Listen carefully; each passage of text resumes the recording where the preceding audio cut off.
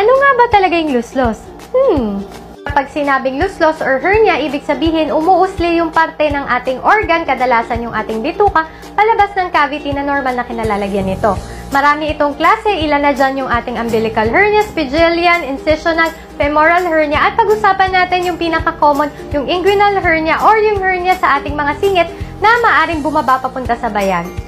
Yung inguinal hernia, maaaring maging congenital, ibig sabihin nakuha na ito bago ka pa ipanganak dahil nagkaroon ng problema sa development. O kaya naman acquired o nakuha na lang kinalaunan dahil habang tayo ay tumatanda, humihina or numinipes yung mga abdominal muscles natin. Sino nga ba ang mataas ang risk na magkaroon ng luslos? Siyempre, habang ikaw ay nagkakaedad, mas tumataas ang risk mo. Mas madalas din ito sa mga kalalakihan kumpara sa kababaihan.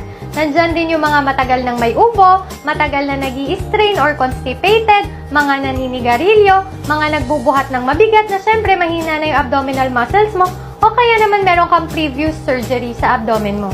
Anong signs and symptoms ng inguinal hernia? Kadalasan may nakikitang bulge or usli sa may bandang singit. Kung wala naman ito or maliit lang, maaring makaramdam ng sakit o kaya naman discomfort, lalo na kapag umuubo. Maari ding mamaga ang iyong scrotum.